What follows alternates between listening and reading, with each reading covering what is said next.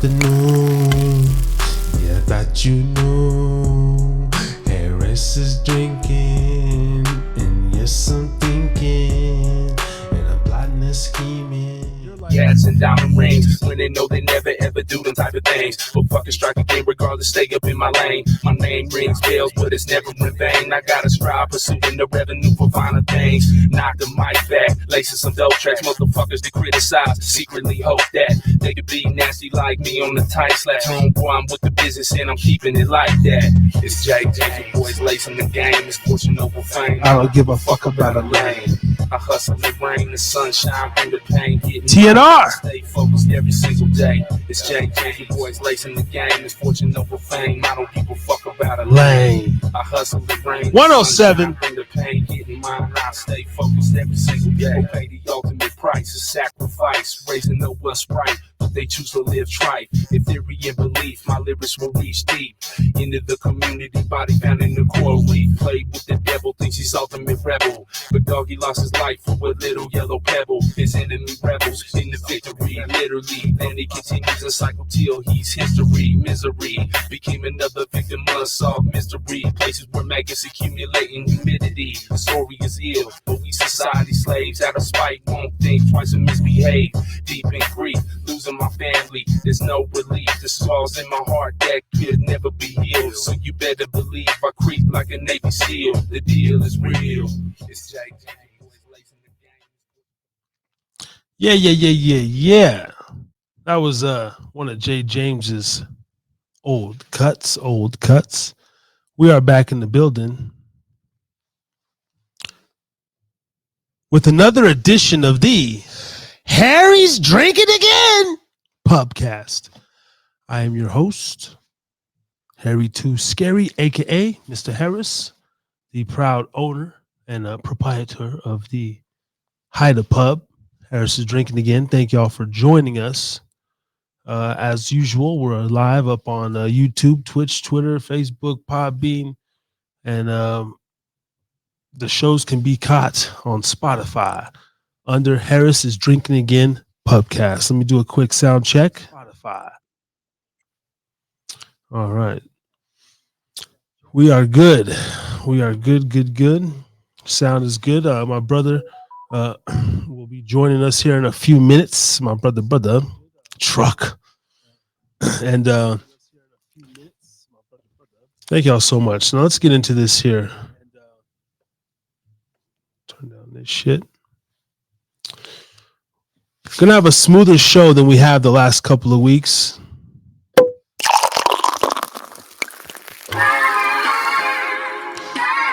The first one of the year started out fabulous, and then I went down the devil's slippery slope.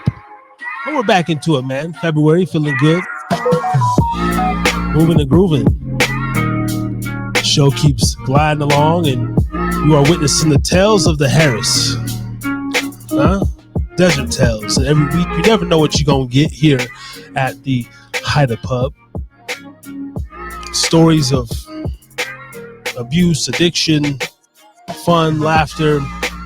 We kind of got it all. I'm going to get into these Vince McMahon texts. The next dude up to be Me Too'd, trying to take the great white hope Vince McMahon down. I'm going to read these salacious text messages, and my brother and me are going to get into it. We'll also talk a little bit about the Super Bowl in Las Vegas here in the Battle-Born State. What an amazing economic boost it is for the state of Nevada, mostly Southern Nevada. We're going to talk about that.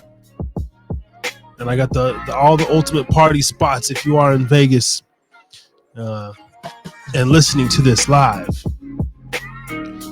You need to know where to go tonight. You dig? Also, every Saturday and Sunday night, the show can be captured on WDJYFM.com. That's 99.1 out of Atlanta. And they're in about 18 markets in the Southeast. Saturday, Sunday, 11 Eastern, 8 Pacific, if you want to catch other episodes of Therapy Night Rants. Yes. So without further ado, though, let me go ahead and bring on my brother since he's patiently waiting. I'm not going to keep him up too late. He's got kind of things to do. He's a busy man. So coming to the stage, he goes by truck. My brother, my other half. Yes. And that's all I'm going to say. AKA Brutal Gray. Yes. What's up, my brother? Welcome to back to the Hideout Pub, man, on the Thursday night where we kick it off and we get right. I just want to let y'all know. What's up? Tonight, well, stopped at a little gas station after I took my son to basketball practice and everything, doing my little coaching thing. And I picked up a little Crown Royal peach tea and a shooter of Jack because they didn't have no shooters of Crown. So we're doing a little whiskey thing, just, one-on-one. And that's what we're sipping on tonight, the Harrison drinking again.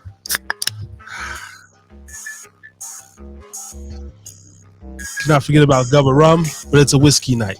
Cheers, motherfuckers.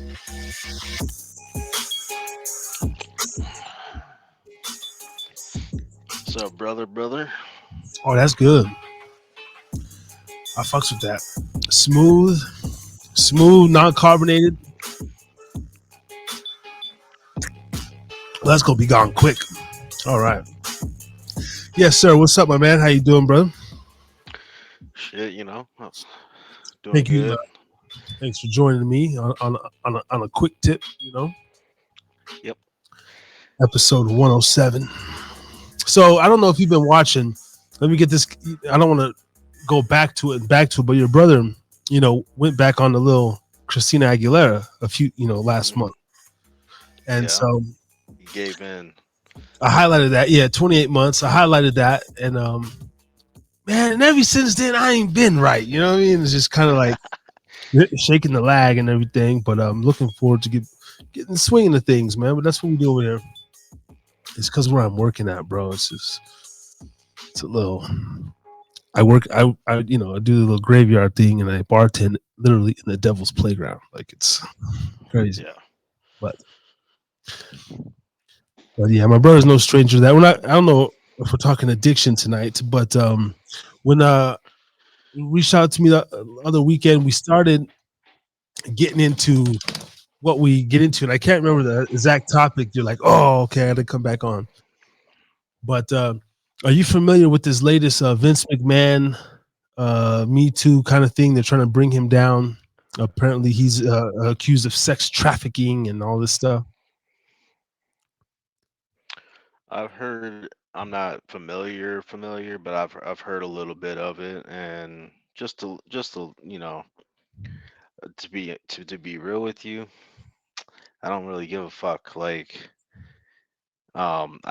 it's funny. I was just talking about this with my wife though. The Bill Cosby thing, the R. Kelly thing, the Hyde from that 70s show. I was telling her that it seems like these stars that got famous, and it seems as if they almost got tired of doing the sacrificial thing, either blood sacrifice or the booty hole sacrifice, that once they didn't want to do it anymore, that's when these charges came, that they all got framed with sexual assault, every one of them. So maybe this is a Vince McMahon, like, hey, we gave you all this money, we need a sacrifice, and he said no, and now they're coming to collect.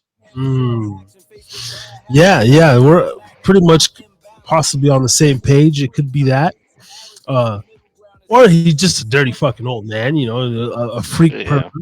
Now, I brought up some of these texts, and shout out Beeline. I see you, Playboy. Yeah, I'll send you the link here in just a moment, because he's a wrestling fan, so I'd like to get his opinion on these things. Now they're very explicit, very vulgar. I'm just gonna read like a quick one. Now let's keep it real. I read all these text messages. I'm pretty sure we've both sexted some bitches, and we've said some pretty similar stuff. Maybe not. Some of his shit is like pretty gay though. Like he goes gay with it. and stuff, talking about a lot of other men's cocks. So I don't know, but Okay. one of the one of them here says back on February 5th, 2021. McMahon directed Miss Grant to arrange a schedule for other men, including physical therapist and Laurinaitis, which is his other business partner, to engage in intimate activities with her at a request that Miss Grant tried to resist. As you can see from the screenshot below, it says, exactly, baby. He's not the only one. Called me this afternoon begging to eat you and fuck you with his nice and hard dick. And then it says, give me another week, baby, and I'll be ready. This is the woman. I'm feeling more like myself. It's not great, but it's getting better. Tell him soon. And I guess McMahon says, I already told him, baby. By the way, Johnny wants Tuesdays, but not this coming one, and the occasional Saturday, but maybe I can shift it. Okay. That's a, okay. So they're signing up for some sex. He says, maybe he wants two other guys to join you with him. Holy shit. You've told him you would do anything with him. So if he surprised you with two others, you would have no alternative than to take them on. Oh my God, the stories you could tell me then. It makes me want to come right now. By the way, I just thought of what I think is an excellent idea. Maybe you can hint that if he knows someone who can be discreet, it might be better if you and Johnny try him out first so he can get more comfortable before he's introduced to me. So Vince McMahon's pretty much a fag. And and but it gets worse. It says, I mean, he's got some shit about wanting to see 3 BBCs basically ripping up her asshole and shit like that. It's fucking wild, bro. That shit is, yeah. He guilty. I mean, let me see if I can find this. Okay, he says. This one here says, reply your last picture. You need your panties ripped off and 3 big black dicks in all 3 holes at the same time. Way up your pussy and way up your ass, as far as they will go, but even farther. And the thickest cock goes down your throat so it makes you gag and convulse as those big black cocks pound away. It feels like from the start you're being assaulted, but it's made you come nonstop. Just one continuous constant orgasm, and just before you pass out, those big black dicks squirt their loads of cum inside you. As you lay on your stomach, the cum is oozing out of all your holes. I'll turn you over and jack off all over you, you dirty bitch. Oh shit. Oh. Yeah, that's gonna be hard to fight in court. Oh shit. Damn. Yeah, so now I go both sides with this because it's like I think that they try to take powerful men down, whether they're white, black, mostly black, but like they'll throw in a white dude every now and then. And but I can't help to think, bro, like how fucked up I am in my head, like how I think of sex still as a 36-year-old man who's basically like poor compared to, I'm just like just a regular dude, right? So you give me like money and some power and the ability to like actually finally make my sexual fantasies and shit come to life, bro. Like, dog, I mean, I'd be a womanizer, homie. Like, Well, I'm curious. I want to know when this text message was sent, because if you're talking back in the day, in the 90s and late 80s, 90s, even 2000s, I mean, everybody was engaging in everything. There was no such thing as Me Too. Rape was rape, and that was about it. Oh well, molestation too. There wasn't like, oh, let me go fuck this guy, and then I'm gonna turn around and have a Me Too moment. No, so I think the time frame we need to bring in the context for sure. And these chicks, like, so this chick that he's texting, he's not gonna be texting that to a choir girl. She's obviously been, known for doing this shit. Absolutely. So these messages. So this is in 2021 between 20. Oh shit. between 20 was it 19 and 2022. This is when Oh shit. Vince is already he's like 75. This was when he was like 72 or some shit. He's talking like this. And okay, he says he has another one. Apparently, allegedly, he shit on a woman's he shit on a woman's head during a threesome, and he like made her keep fucking and get him off. So, but Wow. that could be a case where like he's old man and he didn't have his depends on during the threesome. Another one says, I love it. That's you, Janet or Janelle. You just can't get enough, can you? In the future, it's going to be so bad that you'll demand to be fucked twice a day, and not just with a three-way. Why not let others see the beautiful, voluptuous body and watch you shake uncontrollably when you come? They'll go out of their minds. Then I'll find more friends and we'll tie you up so you're helpless.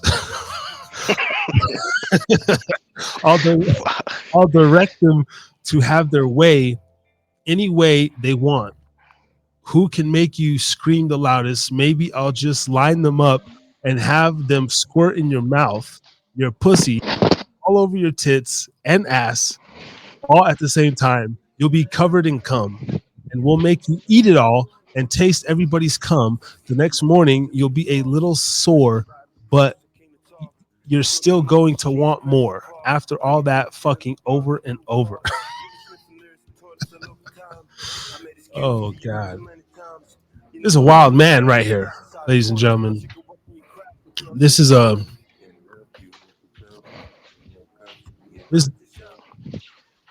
this dude's some other shit.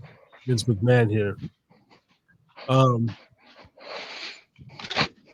But never in my wildest like fantasy. See, I'm not a sadistic evil motherfucker like that. I mean, I see how maybe over time, maybe you get more warped the more like money and sex and shit you have. But like, I can't really see myself, going. I would just have a bunch of bitches, bro. I'd be having like fucking 8 women, a dozen women in the room, just like doing different shit with all of them. You know what I mean? I will say, if you're broke and you like big black dicks and you're a dude, you're gonna be rich and like big black dicks and be a dude. But there ain't no way in hell I'm gonna inherit or earn $1 million or plus dollars and be like, you know what? I think I like some big black cocks. Fuck that. Nah, if I'm straight, I'm good. So yeah, he's been getting Booker T'd his whole life. Booker T. Yeah, that's what I'm saying, man. I'm into like the only porn I consume is like lesbian porn. When I get on one and shit and go on my little porn binges, like I just watch a lesbian porn. I just want to see the bitches, Yeah, I mean, I'm not a big fan of lesbian porn. I shouldn't, try not to watch it. Yeah, I know. I need to stop watching porn. It's very bad. It's very bad. It's fucked up. But lesbian is still gay, but it's girls. But like, is that still liking gay porn? Is that considered? I know. Well, when we think of gay, just think of dudes, but it's like two isn't really normal, right? It's like when you watch a dude plow a chick, you're imagining that's your penis, not his. You're not thinking that that's his. Yeah, and I don't even like to watch a lot of straight porn. Sometimes I'll look for a nice. I like to type in Latina blowjob, and because I like to just see something about a Mexican broad sucking a dick is just sexiest thing. And then of course you just sit there and imagine it's yours, and the POV, is pretty cool. I like the POV Latino blowjobs, but that's about it. I just want fucking lesbians. But hey, let me get someone else here on the line. My boy Brian Beeline. It's just an over masculine show like it always is here at the Hyde Pub. Ladies, you're more than welcome. Ladies, free before 10 p.m. every Thursday.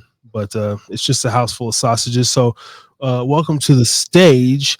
It's been a minute, but he's no stranger to the Harris Drinking Again Pubcast. Go check him out on his own platform, the Beeline Entertainment LLC. Ladies and gentlemen, Brian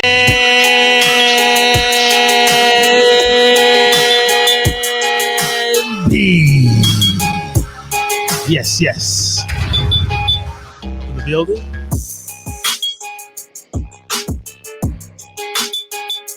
We got your audio. Let me see.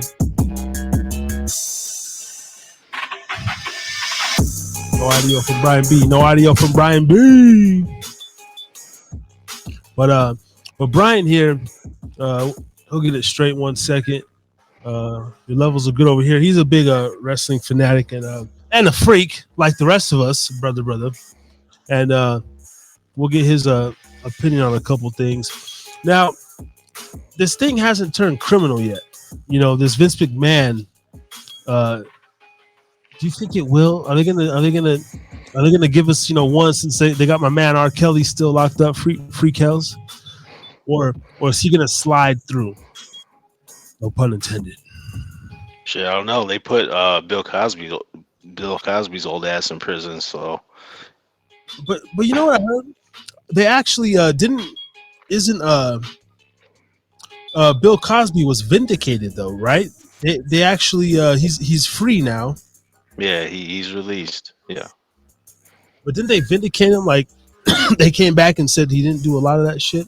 I got no sound from Beeline. Y'all hear me? You good? Yeah. There we go. Yo, listen, bro. I'm back on the fucking pub, bro. It's been a minute, yo. Hell yeah. Welcome, man. Brian B, this is my brother, my actual half brother Trey here. Oh shit, what's good, bro? What up, man? This is Beeline, man. One of my podcast peers, that would be network. Yeah, nice to meet you. Nice to meet you, brother. Yo, listen, I saw y'all was over here talking some shit. I just got off of 3 fucking shows, man. I've done 3 shows tonight, and I got a little twisted. So I was like, yo, let's close the show with the Hyder Pub, you feel me? And then you over here talking about the Vince McMahon shit. Yeah, I was gonna hit you and be like, let's see if you've covered that, or if you were gonna be 5 years. But what's your take on this whole thing? Yo, let me say this, man. Listen, I don't know. Well, apparently a lot of y'all have seen the clip that I got that's floating around social media. I've had a couple arguments on TikTok and shit like that or whatever. But the thing is, bro, like Vince McMahon, if y'all read the story, y'all read the fucking documents and all this other shit or whatever. Listen, I just want to say this one more time. That's documents from one person. I don't know if anybody ever been in a fucking scandal, anybody ever been accused of some shit, and it ain't go to trial, it ain't go to this, it ain't go to that. Listen, bro, this shit is just some documentation of some bitch saying some shit. And now I think the reason why people have such a high kind of like, understanding of the situation is because Vince McMahon has a history. And I'm saying he's a powerful ass, old white ass dude who's been doing shit a long time his way. It's been a lot of fucking speculations. It's been a lot of scandals. It's been a lot of bullshit. Just like any motherfucker of power, bro. It's like, they live by different standards than, the regular 9-to-5 niggas and shit like that or whatever. But at the same time, this guy, just like you just said, Harris, this nigga ain't never been, criminally, charged with anything. So at this point, we all reading, the testimony of the victim or whatever. Now, red flag. The only time this bitch came out was when the fucking money stopped. Exactly. The only time this bitch came out was when the money stopped. The money stopped flowing, and all of a sudden, now she on some victim shit. Now, I'm not saying she wasn't on some victim shit as far as however you want to describe or personalize victim shit. But in all these documentations, bruh, I don't know why I'm the only motherfucker on the planet that sees it as a willing participant. The only reason why it gets any kind of extra, examination is because he is the owner of a business. He wanted to hire somebody, and he worked, and they claim she worked for the company. That's the only reason why it's any kind of other speculation. But at the end of the day, yo, when I saw this shit, I'm not saying just to fucking verify. I'm not saying that Vince McMahon ain't a dirty old man that's doing dirty old man shit. I'm not saying that. But what I am saying is, where do we draw the line between a willing participant who accepted the position, who on some hoe shit, to the point where we classifying these motherfuckers who are over here fucking these hoe chicks and saying it's all sexual assault? I just don't understand like where the line is anymore, bro. Because like I told my people, like, yo, listen, when I heard this story, I got plenty of friends. You feel me? Like, you know, back in the day where, you know, you meet that chick, that one chick that, oh, yeah, she doing this, she doing that. And then you tell your boy, and you're like, oh, yo, listen, Judy, you know, she sucked me off behind the fucking Walmart yesterday. And she was talking about it. She did this or whatever. And then next thing you know, that nigga talking to that girl and she doing him next. So I'm just saying, I'm not trying to glorify any kind of sexual assault. You know, that's horrible. You feel me? In any situation. But I'm trying to verify what the fuck is sexual assault. Because if it's some girl saying yes to everything, and then when the money stops, then all of a sudden she's victimized, that's sexual assault. Yeah, it's kind of looking. I'm trying to figure it out, bro. It's kind of looking like that. I think there needs to be laws. Like, there's no accountability for the women who do the false claims on men. There needs to literally be these laws passed, and the shit needs to be analyzed. Like, hey, if you make these allegations against a man and it comes to find out that you're lying just for your benefit, they should be charged with something or fined or imprisoned themselves. You know what I mean? For real. I think just looking at this, but see, back in the day, if you were a whore and you did all types of freaky shit, that you was just a whore who did all types of freaky shit, try to get your life right, you know. But see, we're at a point right now to where they actually have platforms to where they can't just accept being a whore and that they did some foul shit. Now they want to come out and say that somebody did it to them just so they can secure the bag, pretty much. So absolutely. And even with I was trying to put out the point, and you know, I actually had somebody on fucking TikTok, you know what I'm saying, like, you know what I'm saying, like, to literally take my fucking clip of what I did and try to, like, you know, formulate it so it looks like what they want it to look like. And that's where we live in, bro. Yep. Like, you literally live in the world of motherfuckers not doing their research, not paying attention, just going by what they first see. When they first put this story out, and like I said, I want to clarify this shit one more time. I'm not saying Vince McMahon ain't a dirty old man doing dirty old man shit. I'm not saying that. I'm definitely not, because I think that he is. I don't know that he is. I just think that's my personal opinion from knowing this motherfucker all these years that I've been watching wrestling and shit.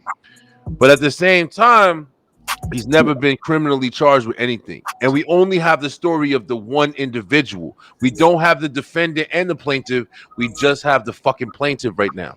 So that's why I'm saying, like, we are forced to, like, engage in the bullshit, whatever terminology they want to spit out. Sexual assault. As soon as you say sexual assault attached to any fucking piece of information, you're forced to understand it in that way. That's it. So whether she was being a hoe, she was fucking everybody in WWE, whatever the case may be, we have to understand that she is a sexual assault victim because that is the terminology of the shit. And that's what I find bullshit. Because I feel like there's so many people who fucking fall in these goddamn classifications without any kind of fucking, any kind of fucking, like, standards or anything that's been placed upon them, like, through the court system and shit. Like, they've never been charged with anything, nothing. You just get a story that comes out, and then bam, that's your label, and that's what you got to live by. That's the bullshit to me, bro. No, it is. It absolutely is. I also think a lot of it's just distraction. You know, it was a slow week. It broke before the Super Bowl. They're trying to take the news off Tucker Carlson, possibly interviewing Vladimir Putin. They're trying, the border crisis. Like, if we could talk about, 3 black cocks and cum and fucking jizzing all over a bitch, like, that's hell of more of a distraction than, like, hey, we don't want 3 black guys talking about fucking politics and shit, how to unify. Listen, yo, and just hey, listen. I want to say, listen, yo, Harris, my boy, bro. I miss you, bro. I'm glad to see you still doing your shit. I will keep up with your show. You know what I'm saying? Everybody's doing their own shit. I'm glad to see you still going strong, man. Killing the commitment. And it's really nice meeting you, Truck. Like, you know what I'm saying? Like, I've been on nice Harris drinking for a while. And your nigga Twisted. Like I said, I've been fucking, watching and being on shows since like 6 o'clock this afternoon. But at the end of the day, man, on some real shit, like Harris just said, like, you know, there is a lot going on in the world. There is a lot going on in the world right now. There's a lot of fucking things that are being used to take your mind off of shit, I believe, as well. But the thing is, man, I think it's deeper than this, man, especially for us men, bro. Like, I feel like we really got to start standing up against this bullshit because they trying to fucking represent us in bad ways, man. Like, we don't got no way to defend ourselves no more. Like, as soon as a chick say some shit, as soon as that media get a hold of it and formulate it however they want to formulate it, niggas is instantly fucking criminalized, man. I think that's a problem, yo. I don't feel like that's the way it's supposed to be. If a dude come on and say, hey, this bitch grabbed my dick while I was standing in line at a fucking Kroger or something like that or whatever, it ain't gonna be formulated the same way. You feel me? Like, at least that's what I feel. Like, I feel like, you know, if it's a woman, anything gets involved with a woman, whether she was a willing participant or whatever, I feel like they categorize it like, oh, this woman slept with this man and did this, blah, blah, against her will. And they formulate it so it's like the man is always the fucking the assaultant and shit like that or whatever, the aggravator or whatever. But when it comes to women, man, they have a way of wording the fucking, you know, the information so it makes us look like we are just like, you know, criminals and shit. And I feel like that's the bullshit. And niggas ain't fucking saying that shit out loud enough, man. And I'm not using this to try to glorify or fucking save somebody who is really out here doing some bullshit. I'm trying to say it for the nigga who, you know, met the girl at the club and he hooked up with her and shit, and he didn't know that she wasn't trying to do everything she was trying to do because she was leading it on. But then she want to cry wolf and shit like that, whatever, halfway through the process, and this motherfucker going to jail, yo. I ain't gonna lie, that shit happened to me before too. You know what I'm saying? Luckily, it ain't go as deep as that, but I'm saying, like, is that easy to flip that switch? Yeah. Oh, willing went to rape. That fucking fast, you know. This bitch over here texting back and forth, all this different shit, like you said, having shitting on her head, and yo, she was willing for all that shit. She wanted to do all of it, and then Vince started saying like, out yo, there. Yeah, freaks, like nigga, like yo, freaks don't exist no more. Like you gonna fucking play me? Like freaks still out there, bro. We've all pissed on the chick before, right? I mean, I've had nah. I hate that shit. You know, me and my brother have like, I had a chick like that was into the P play, golden rain, golden showers and shit, man. And at first I was weirded out by it, and so I started in the shower. And even when me and my baby's mom in the shower, I piss on her leg like a dog every fucking time. But like on some real shit, like she got on her, this other woman, she got on her knees and like she literally wanted the fucking I piss on you, the little fucking Dave Chappelle treatment and shit. Like, wow, shit. It was in the shower. I don't know, but like this was a wild. But she'd be willing in the bed too. Like I don't know. She like to lay around in wet piss. Fucking weird. I don't know. I'd be willing to bet that this woman was a willing participant, and now she's broke and her pussy's tore up, and nobody wants her anymore. So that's why she came out. And if you look at this, like allegations themselves will destroy a career. You know, we see this all the time with athletes, college athletes. Absolutely. The shit came out. They lost their scholarships. They lost their spot on the team, and then it came out that that shit never happened, and they still lost all that stuff. So it's the allegation itself. And that's my point, Truck. Like no bullshit. Like you just said it plain as day. Like it's the allegation. It don't even have to be the situation. It's just the reference. It's just how you word the storyline. You know what I'm saying? Like immediately before anything came out, it was instantly fucking sexual assault. That's like the worst terminology you can use, yo.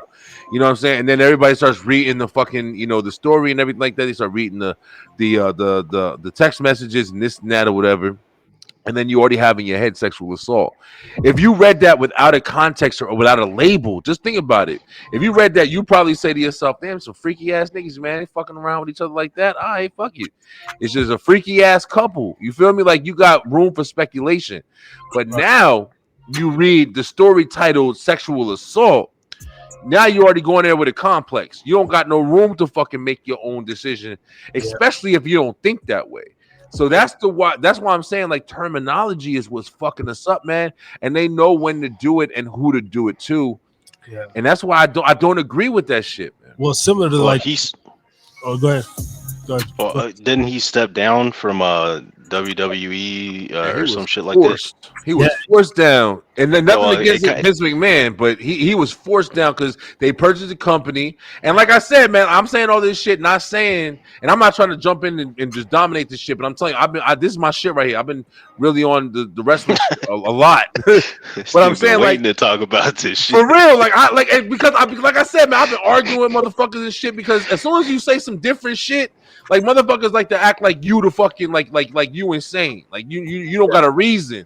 But I'm saying at the same time, it's like I'm trying to find some validation for having motherfuckers be like, even if it's not just this situation, but another motherfucker, man. Some kid who got in a situation where he fucked this girl and this girl was willing, but then when she woke up in the morning, I didn't want that. Get the fuck out of here, bro. Like you can't play with people's life like that. It's happening all the time. That's why all the time. We do need to stand up, and there needs to be maybe we need to start writing letters to our Congress or our legislators or something like that. But here's a picture of the alleged woman, Janelle Grant. It's funny, you can't find too much about her. But no pictures, bro. Yo, listen, Harris, my nigga. I said that same shit. That's the only picture of this bitch in America, bro. Right. There ain't no other picture of this bitch anywhere, yo. So that's fucking crazy just in itself. Yeah, just like bro, you type in someone's name, the IG comes up or something. I'm telling you, bro. There's gonna be. I mean, come on. This is weird, yo. Shit, bro. This shit weird. I don't fuck around. That ain't that bitch. Yeah, bro, that shit weird, yo. Yeah, I'm just saying. I ain't trying to be because as soon as you go against some shit too, and then they brought my man Brock Lesnar into it and shit. Like I said, I'm not saying that they ain't freaks, yo. I'm not saying it. Everything can be absolutely true. But what I'm saying, there ain't no evidence, there ain't no documents to let you know that shit. That's what I'm saying. We just going off of fucking hearsay speculation of a one person's testimony at this point. And this nigga's incriminalized. But if you look at just Vince McMahon, like that's a very untrustworthy, freakish, like he right. It looks like Hitler. He looks like he did everything, but we need evidence, we need proof. We're talking about somebody's life, somebody's career. Shit. He could have did that shit. Yeah. Shit, I think he did it, but I'm just saying I'm still not going I'm still not going to be the nigga. You know what I'm saying? But I'm saying, Truck, just imagine if it was you or your kid or something. You know what I'm saying? Like I think about that shit like that all the time. Like, what if my son go to a party and fuck some chick? And then all of a sudden the chick wake up in the morning like, oh no, I never meant to do that with him.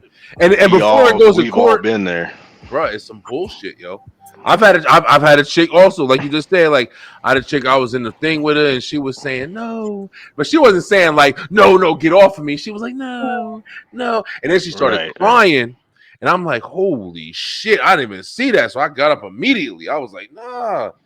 But just like that, could have been fucked. You know what I'm saying? Like, you came to my house. You came to my house. You wanted to do shit, and then you changed your mind. Fuck it. We know. Yeah, it's like sticky situation. Like goddamn, it happens. It happens for real. Yeah, no. I all these. Even the cats that we don't have stories on, bro. That's when any celebrity news breaks, I'm always like, cool, like they be doing that shit. The cat's been out the bag, whether since Professor Griff was talking about it with the Illuminati bloodlines and shit back in like 07, fucking like they have these Hollywood parties and it's no shout out to Bud Light Platinum. I like those little flippers. I fuck with it hard, yo. Like that, it's just a known thing, man. Even they were saying like even the Magic Johnson back in the day, right? The whole AIDS shit, but that was, he was supposed to be with 5, 6, 7 women, Showtime Lakers. They said that was to cover up the fact that he was gay too. I don't know. His son's a flamer too. His son's gay as shit. He is, yeah, a whole different gender and everything. Let's talk about that. So Magic Johnson had AIDS. They cured that shit, and I don't know of him sacrificing anything to get his hundreds of millions of dollars like everybody else, right? So he sacrificed his son to become a fucking chick, just like Dwayne Wade sacrificed his girl or boy. I don't know what it was before, but now it's Oh, not what it shit. originally was. Zaza or some shit. Holy shit. I ain't Yeah. never heard that shit. Listen, bro, Yeah. I don't disbelieve nothing, bro.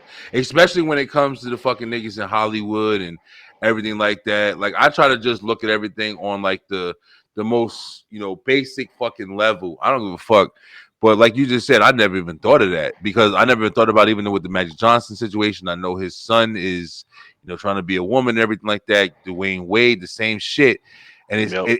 it is cause for question because you wonder why these people are living these fucking lifestyles or even having these ideas of these lifestyles or fucking, perpetrating that shit onto their kids or whatever. It's difficult, man. It's a different world we live in. Everybody has these fucking such different mentalities for how things should be, the choices that they are able to make. Some motherfuckers just making the decisions because they can. It's not even because it's just like a conscious decision. It's just because it's an option. And that's why I don't fucking know what to believe with people anymore, man, because everything is so accepted. I mean, I don't know if it's fucking Illuminati shit. I don't know if it's just literal fucking. It's all Illuminati shit. And what gets me, if me, you, Dakota, if we actually, okay, so maybe not us. Let me use somebody else, some sissies. Let me use some sissies. So the average sissy out there, if they actually knew what was going on behind the scenes with in Hollywood with the Kevin Harts, that they go out. They go out here in front of the TV, they entertain us, they laugh, we think their life's great, but Yeah. whose dick did they just take in their ass? Like what kid did they just fucking touch behind the scenes, to fulfill their obligation? And that's my problem with it. That's why I stopped giving a fuck about like Hollywood and shit. Yeah. But it's election year, so we about to have a lot of distractions. No, that's a true statement. And even what you just said, Truck, I mean, what's fucking crazy though, man? This is the craziest shit to me, man. And I don't know if I'm explaining this as well as I want to because I'm a little under the influence. But this is what's crazy, bro. You can have literally one story, even one proven story of that happening in the industry. Just one fucking story.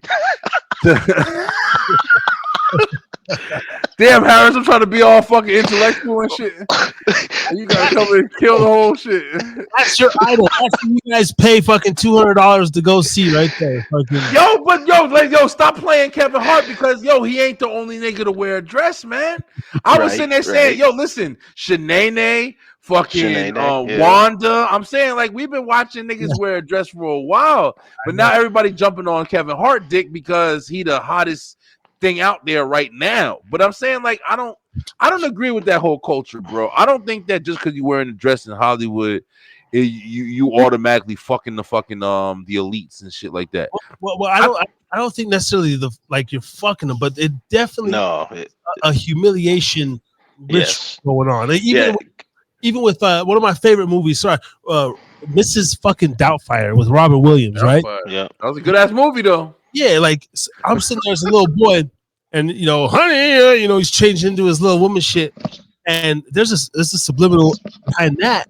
But growing up, like I never like was so influenced by the movie. I wanted to go put on a fucking old lady fat suit or nothing. Exactly. Yeah, me neither. I mean, it was just the concept, especially for black men. Like they want to. Masculine. I mean, look, he's still got cuts on, little cuts right there on his fucking biceps and shit. Like, it's just like you're like a strong masculine person, but then on a subliminal level and maybe like internally, they're breaking him down a little bit, bro. You can't feel comfortable in that shit. I feel you on that. How funny you're trying to be, bro. Like you cannot feel like good in like a bunch of makeup and women's shit. Yeah, I mean, I've been on shows where I've talked to people about this situation, and a question that I've been asked is, if somebody came up to you and asked you and said, "Hey, listen, I've been watching you, I've been following you, whatever," and it was a legit offer, and they said, "Hey, we got this part in this movie, and we think you'd be great for it. Your personality, your characteristics, everything matches exactly what we're looking for. We'll pay you $1 million fucking dollars, but you got to play up the part of the housewife or the housemaid." And you don't gotta fuck anybody or nothing like that, but you gotta put a dress on. How many motherfuckers you think honestly gonna say yes to that shit, man? On some real shit. Well, okay. So let's talk about it. They offer me $1 million to put a dress on to play a role. So yeah, I guess I'm with it because I'm a heterosexual male and I'm very comfortable. Wait. Am I with it? You know what? Think about it, right? Shit. Hey, You gotta think about that shit for a minute. hey, Because You just gotta think about that shit. just the fact that you said you with it. There's some executive producer rubbing his hands together like, Oh shit. no, well, no, because okay, I was looking at it from this point of view. Like I'm comfortable with who I am. You know, why not? Let me get my meal. But I then I feel the also same. think, you know, me believing with my faith system and God and everything. He says oh, hell no. it's an abomination for a man to put on a woman's garments. Then that's Wesley Snipes. Wow. you know, yeah, Wesley Snipes, Tu Wong Fu. Yo, yo, bro, listen, if you try to go through the list is endless, bro. Everybody's fucking done it, bro. You know why? Hey, scroll back up to the Joanna man. This nigga Joanna loves man. fucking dresses. This nigga's gay as fuck. Like, You think so? hell yeah, he's sweet. You gotta just look at his interviews and shit. Yeah, I don't even know his name. I forgot his name. I know he's been in a lot of shit. I remember I first saw him on fucking Return of the Living Dead back in the day. But I mean, it's been a lot of dudes now. Now, motherfuckers just openly wearing dresses and skirts and shit. That shit right there, to me, that shit is fucking crazy. I don't understand why you know something that's known and established. I can understand the actor who's playing a role and he's just trying to be. That looks like it's what's it called though? I don't like that's real. Photoshop. Yeah, it looks like that Photoshop. Yeah, that looks like Everybody Hates Chris. He's laying in the bed and then they Photoshop. Yeah, like they fucked with that picture. That's another good point though, with you know the changes with AI and stuff like that or whatever. I mean, you don't even know it's real anymore. I guess Kid Cudi just paid a homage to some rocker that used to dress in Kid Cudi, Kurt Cobain. I guess he paid homage, but he was performing in this shit. Nah, you crazy. Now you wilding the fuck out. That's that's some crazy shit. If you ain't doing a movie or something, you just trying to like play a role. You just wearing that shit on a regular Tuesday or something. Nah, fuck you. Yeah. You want to do that shit a little bit too much. But yo, y'all bring up a good point because one of the other things, man, is you can literally just be in a situation where you know whatever, like you fucking around, you playing a prank on your guy or your boy or something like that, or what I don't know. And then just people just saying the shit and anything can just incriminalize you. That's another thing. Like, you know, the third party perspective, that shit right there is crazy. Fuck that. That nigga crazy. Top Tuesday. Yeah, that nigga crazy. Yeah, they got that verse that you were talking about. Yeah. And see, that's why I had to double think it and say, I don't know if I'm with it. Yo, performance. Look at this motherfucker doing the curtsy and shit out there. I'm good. Yeah. Get the fuck out of here. You tripping. Performance, he was literally pulling up his straps on his shoulders. Damn.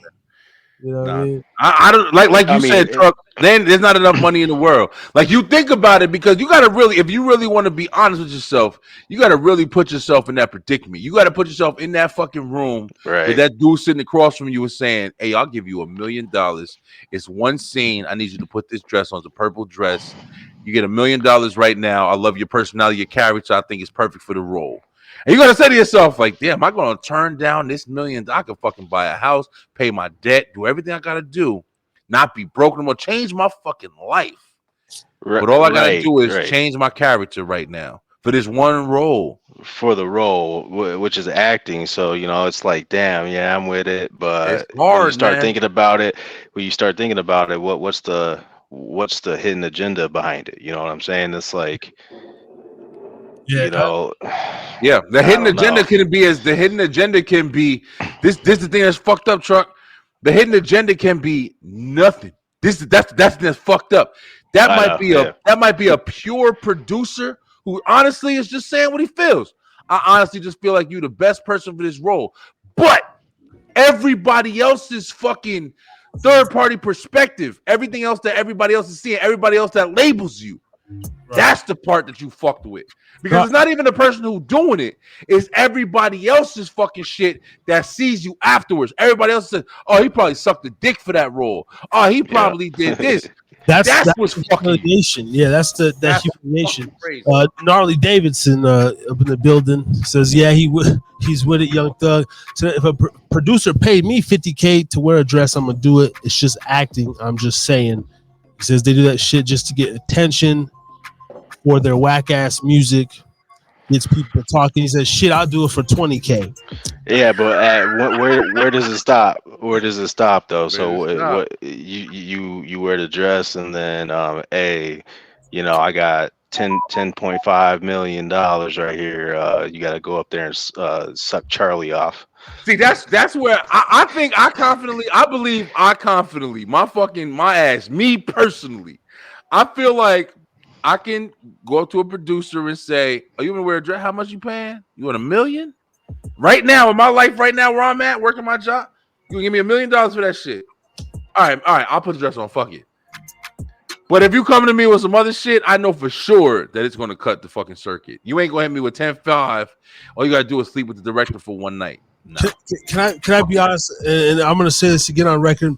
I'll probably maybe pray on it later and regret it, but I know I have too much kind of hate. I don't want to say hate in my heart, but I'd be willing to sacrifice a few motherfuckers. I'm gonna go and look. I got a whole list. Well, fuck with Harris, yo. You could off like a lot of people. I know a lot of people that you guys could kill. You need some adrenochrome? Like I got you.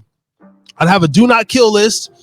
By any means, motherfucker. This is off limits. I ain't doing nothing. But I swear to God, I would go the murder route and sacrifice a motherfucking human or somebody that I know. Not even you, brother, but I mean, maybe you never know. Young Gotti just fucking killed his own brother, Big Jook in Memphis. Oh, shit, really? Allegedly. Well, he didn't kill him. Hold on, let me say. The streets are saying allegedly he had his brother taken out because he was going to testify next month for the murder of Young Dolph, and he was the last link Young Gotti to Young Dolph's murder. I believe it. Shit, I believe it. But yeah, I just want to put that on record. Like, fuck all the gay shit, man. I'd be like, yo, man, like, come on, man. Even if like, imagine having the power of the Illuminati on your team or something, right? And you just like you're in the store and motherfucker bumps into you and sit like, move, bitch, and just be like, walk out the store, hit the phone, and be like, I got one. Yeah. I got one. And like it wouldn't level you up a bunch, but it would like level you up just enough. Like, yo, this motherfucker keeps giving us bodies like every month and shit. Like random motherfuckers that just piss him off. Like if that's a possibility. I would have to be somebody you love, though. True. Yeah, but like Harris was saying, I understand you. Ain't that some fucked up shit? Like for certain people, because I personally, like I say, I'm one of them motherfuckers that when I tell a story, when I say something, I really like to dive into it deep. I really like to share my perspective with you because I want you to be in the same fucking mentality that I'm in while I'm telling you it, so you can make your decision and you can judge me knowing all the information, you know what I'm saying? So I'm telling you about the person who was in back of me, the front of me, the side of me, everything, every fucking piece that I can provide you. So when you say that shit, bro, like I understand what you mean because there's motherfuckers out here who really have that mentality, man. Like, hey, listen, I'll give you $10 million, but 2 people got to die and shit. There's been a bunch of movies like that, and you think to yourself, like, damn, could I let 2 motherfuckers die? Is it 2 old people? You trying to fucking work out the situation with yourself. Hey, they're old anyway. Who cares? He's 90 years old. I need my oxygen, man. There's too many motherfuckers on here. I need my oxygen, bro. Someone's got to go. Someone's got to go. It's but see, Harris, the thing is, when you say shit like that, not only are you saying that you would entertain that idea, but there's a limit. There's a limit. Like Chuck was saying, like, how far will I go? Once I start really thinking about it, how far would I go? Let me let this motherfucker, maybe I will off this nigga that delivers the mail every 5 minutes. He gonna fucking die anyway. It's fucked up to think like that, but it's like it is the concept. You feel me? Like it is a fucking thought process. that's the thing though. So if you're sacrificing a human, that life has to have value, you know. So if that person, you don't know him, he don't mean nothing to you. That's why you see these celebrities. Kanye West, his mom, boom, got Holy famous. shit. Jennifer Hudson, whole family burnt up alive in their house. Damn. Dr. Kevin Dre. Hart just recently, car crash. His two buddies. He was the only one that made. How'd you crawl out of that car crash and make it home? And they both died. Yo, he's You spitting know. facts right now. Holy shit. I think of that. No, Mike Tyson, Mike Dr. Tyson. Dr. Dre. I mean, Yeah, Michael Jordan. Michael Jordan's dad. Dre. But the only thing with Michael Jordan though is he was famous before that happened. That's the only exception. O.J. Simpson. OJ. Shit. You know.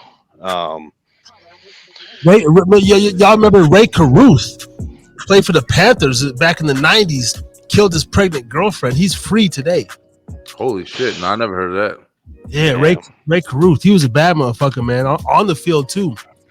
But he stabbed his pregnant girlfriend. He was the black Scott Peterson. Damn, no, I didn't hear that shit at all. You know? Yeah, it's interesting, man. I used to think years ago, it hasn't happened yet. Shout out to my boy 50, man. I love you, 50. But when he had his he has another kid with this like badass bitch, his model, his son Sair, and you know, he has his firstborn Marcus. He's still alive and well. 50 is an interesting character because he's like on the surface, you can't even really link much Illuminati symbolism in his videos. But like, you know, he's done some dirt to get to where he's at too, probably. But I used to 9 times. Yeah, I used to think, or even like what's his name, Nick Cannon said he's making a baby every month. Like he has like 11 kids. He's going for like 30. Sometimes I think that these fools be just making babies to sacrifice them, bro. He on some biblical shit. I mean, I don't know. Nick Cannon, he's on some like, you know, Hebrew Israelite shit. Like, so I don't know. Yeah. I mean, it's possible. Well, one of my theories was that when all these famous people go in their bunkers and we're all dead up here, they're having kids to repopulate and have their own tribe and shit, you know. So I mean, that's because they're gonna need somebody to repopulate the new world order after they do the you know, they kill 3 billion people. What I think it was. Hey, listen, probably more than that, honestly, because the fucking headstone said it was only supposed to be like 350 million. So yeah, 500 million. Yeah, if it's 8 billion people on this fucking planet, I mean, they're killing a lot more than that. Yep. Why did Mark Zuckerberg just go buy or build a $150 million bunker? Oh yeah, you know. Yeah. Yes. It's a lot of shit. Hawaii, why did that burn up with the laser? Yo, did you hear that in not in just in Hawaii? I forgot. Damn, I fucking forgot. It was another I don't know if it was Costa Rica, but another one had the same kind of situation where they burnt the fuck up. I was just reading about it. The same way Hawaii burnt up and everything. And they're saying that was owned by the Smart City Corporation, whatever, the same shit that happened with Hawaii. Wow. I don't know if it's true, but I saw it. I saw the fucking the report on it. And I mean, if that is true, that's crazy. That's beyond fucking crazy.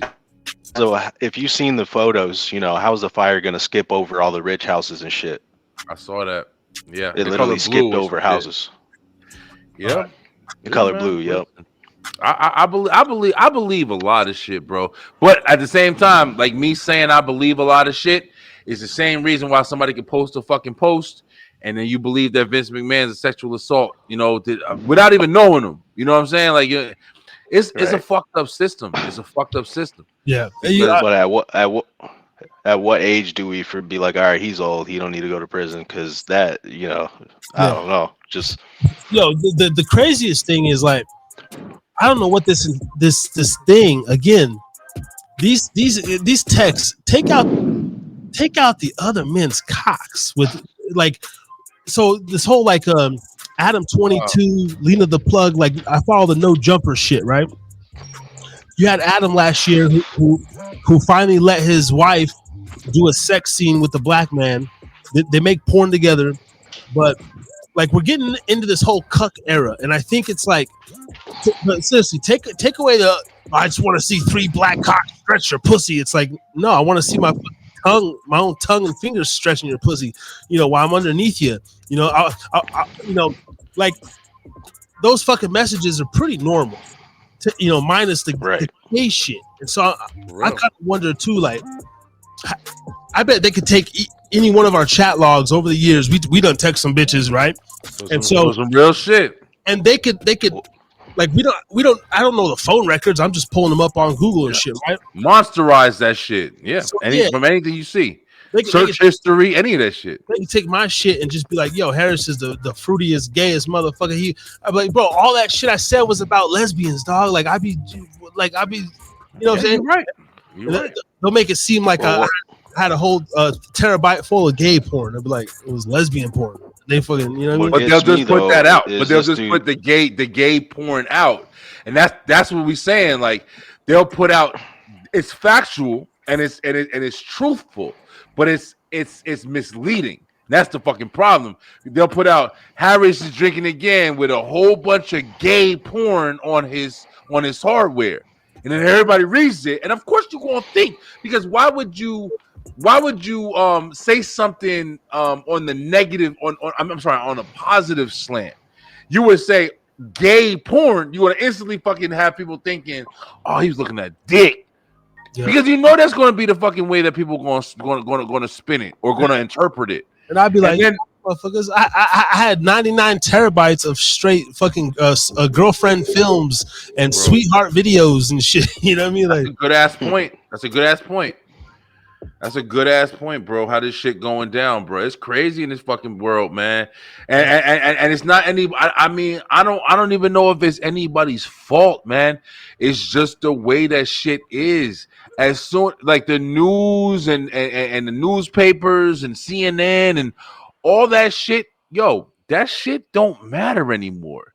The fucking real stories and stuff like that, the shit that catches traction, the shit that they chasing is the shit that gets posted on social media and Twitter and TikTok and shit every day.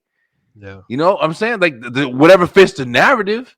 Yeah. Like that's why it is a scary time, bro. Like, we literally are living in a time where it's like we make the news, we are the news. And it's just you're guilty until proven innocent. There's a camera everywhere too. Every fucking where, bro. Everyone's recording. Even with these new, they got these apps, AI apps, where we could post this video now. You could take a segment. I could take out Beeline, make it seem like Beeline was never on the fucking live, so it's just me and Truck sitting here talking. And then you could even insert another motherfucker's voice, and you could almost whatever it is, like you could insert a celebrity's voice, or you could take someone out. You know what I mean? You could really like. So sometimes you don't even know what you're listening to unless it's like I want to see the tape playing myself. Yeah. I had that. That was actually a story that was going around recently. I watch a lot of TikTok, man. I've been growing my fucking popularity on TikTok or whatever, doing this influencer shit. And like I said, I've had a bunch of conversations about this TikTok shit right over, like this Vince McMahon shit. I had somebody fucking clip, I made a 7-minute video, a fucking 7-minute video about this Vince McMahon shit, and I was expressing how the same time I'm telling y'all, man, I believe he's some dirty ass old dude, blah blah blah, this and that. But at the same time, I don't feel like anybody should be incriminated until they get fucking evidence proven against them, and then that's when you're guilty. I kind of Vince McMahon was my grandpa. Like he's the dopest old motherfucker. If I'm gonna kick it with a 70-year-old though, I want to fucking go to Grandpa McMahon's fucking house. You know what I mean? On some real shit. And you know what I'm saying? Like, I'm pretty sure you formulating that shit because, he's a motherfucker who's achieved a lot. And, anybody who's doing any kind of sexual assault or anything like that on some real shit, that's like on some real shit.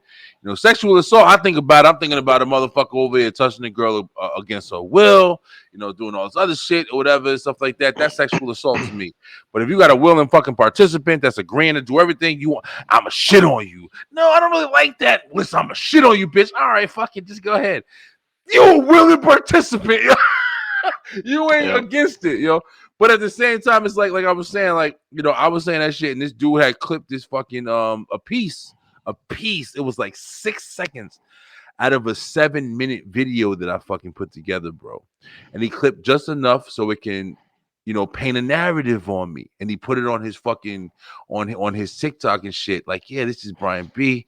He said this, so you know he can't have a strong opinion, blah, blah, blah, this and that and other shit. And I'm watching this shit like, yo, like this shit can incriminate me. Any motherfucker who don't do any kind of research, any motherfucker who don't look into me, anything, anybody who just sees this video and takes it at face value, it's a wrap. You're a creep. But now motherfuckers are like, oh, Brian B, he don't care about sexual assault. He don't care about women. He don't care about kids. He don't care about whatever the fuck you want to paint it as. It's open for interpretation. That's the problem. That's the fucking problem. So it's like people are have the ability to paint a narrative for you at face value. But you need motherfuckers to research and do hard work to find the truth and the evidence of the situation. And most motherfuckers ain't doing that shit. And that's the fucking problem, bro. People are just taking they instant fucking swipe left, swipe right, up and down. And then they getting that information, and that's what they running with instead of the like, oh shit, I see this. Let me check and see the fucking you know, the credibility of this shit. Yeah. They're not doing that part. You know what I'm saying? That's where the problem is lying, in my opinion. The short form world. Trev, before it has been over an hour. I know you can't be out here too long. Let me bring this to light real quick, in case you got to go. Yep. You're a we're all in relationships, but you're a married man, and married man with values and stuff, right? But like, so we've all heard this whole like rape by spouse or whatever, right? Even your own wife can like say you raped or whatever, and then I'd be on Reddit and stuff, and like I'd be in the couples kind of like those little taboo sections reading just weird shit. Yeah. And then there's like laws in the books where you used to be able to beat your bitch on a Tuesday as long as it was in the front yard or some shit, right? Like, there's these crazy laws on the books, but when we're talking about like the sexual assault and everything, there can be times whether you're married, whether you're like myself, just in a relationship but still sleep around from time to time with other bitches. Like, I'm sure we've been in a situation where it's like you have consensual sex with your wife, with your woman, and then let's say I've had women literally tell me like, oh, just like, if you want some in the morning, like, whatever, or you could fuck me when I'm asleep or whatever, right? I've had like women tell me that, like, just put it in when I'm sleeping. And I'm like, and I've done that a couple times, but like as I get older, I'm like, nah, bitch, like I'm not no Cosby, right?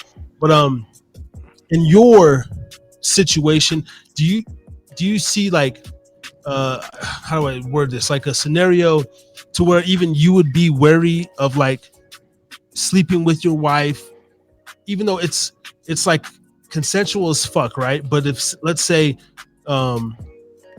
she is sleeping wherever, oh baby, if you want, I'm really tired, but if you want some more, just come get it at 4:30. Like, does those thoughts ever go into your head, like, it's just as far as like where you will go with the woman or with your own woman because of like still being a black man in America, and like, whoa, I can't overstep my boundaries too hard, like, you know what I'm trying to say? I feel what you're asking. Yeah, I think I understand what you're asking. I think, well, first and foremost, there's the test. You're laying in bed, you get horny, you go over, you reach over, you get closer, you grab the titty. If she swats it away, that means no. Yeah, yeah. So they, if you're grabbing on her, and you're like, okay, all right, shit, all right, let me try to get up in here and stuff. Then it's a go. But for me, I never worry about my wife because, for one, I respect her. For two, she respects me, and I married the right woman, for the right reasons. I didn't marry, for any other reason other than that. Where I would worry is these new marriages where they're getting married for the wedding. They're getting they're getting married for the gram. But Instagram pictures. I would worry about that shit. I agree. Yeah, it's I agree, brother. where it can be all consensual. You can fuck her 3-4 times on your honeymoon, and then say a weekend later or 2 months into the whole shit, the husband tries to go in for some pussy, and she's like, that's what I'm saying, like your own wife or your common law girlfriend, your baby mama, and she's like, I'm tired, stop. We've all kind of pressed the threshold. Yeah. Pressed on through. Yeah, you're right. We've all forced some dick at some point in time, oh yeah. And that's what's crazy though. Like as a woman, bro, they'll literally sit there and fucking kind of take it. Like they'll just, it's hurry up, get done.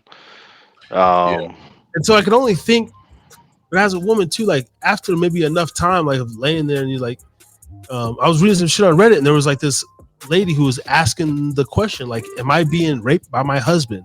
And she she had just given birth to a kid. Fucking stupid ass bitch. I'm telling you, bro. I'm telling you, man. Because Harris, no fucking way. I'm telling you, like it's one of those things. Like I think me and Truck are thinking the same shit, bro. Because it's like, I feel like people are just trying to abuse the fucking terminology, man. And that's what I keep feeling like. I feel like, if you with your husband and your husband has just got a high sex drive, whatever the fucking case may be, and he's rolling over in the middle of the night, in the morning, late at night, whatever the fuck you want to say, and he's touching on you, feeling on you, like, baby, I'm trying to get you. First of all, my personal opinion, you should respect that shit because that nigga just fucking you. You understand? He got a high sex drive. He got this, he got that, but he's trying to just get it from his woman. He ain't taking it nowhere else, but he's trying to get that shit from your ass. It's pretty much about busting the nut. I'm 100% satisfied with a hand job. If you don't want to do it, then shit, let me just go ahead and take care of this boner, and then I'm going to bed. You go to bed, we're both happy, simple as that. But yeah, it's about that time.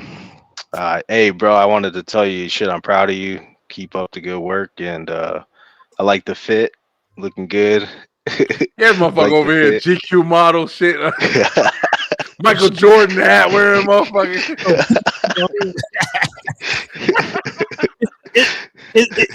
It's still the winter time, man. We over here. You're right. Got the Tim boots on and shit. Shout out to my East Coast pressing motherfuckers. That's right. Yeah, no, I appreciate it, bro. Thanks for coming on, dude, and giving some input and breaking the shit down with us, man. Go lay in beautiful wife, man. Have a good night. Yep. B-Train, it was nice to meet you, man. We'll hop on again sometime. You too, Truck, man. Really nice meeting you, bro. Wish you the best. All right, peace out, y'all. All right, ladies and gentlemen, my brother, Trucks, aka Truck Stop, doing this trucker thing out there in the world. Good shit. Yeah, man. Harris, what's good, my brother? Yo, listen, man. I'm sitting there, like I said, man. I wanted to jump on. I've been for our thing, man. Our thing is the time difference. You know what I'm saying? Like I see you come on. I always try to check you out for a little while, usually before I go to bed. And I jumped on today. I've been on 3 fucking shows tonight since like 6 o'clock. I got off of work. I jumped right onto shows, and I saw Harris was on. I was like, listen, I feel good. I want to come on and be on the fucking therapy night rants. I just gotta say, bro, listen, I appreciate you. I love you, man. I'm glad you're doing your shit. You killing it out here, and ain't nobody forget about you, bro. You killing it. Nah, say, man. I see you up in the, just every day, goddamn posting. I get the notifications all the time and shit, And we're just working, man. I did. I was gonna reach out to you, here in the next week or so, because I met this local wrestler, bro. He at my job, and he's doing this wrestling match. I think this weekend or next. I'm gonna try to go to it, and I told him, said, man, come on my podcast, spit your shit.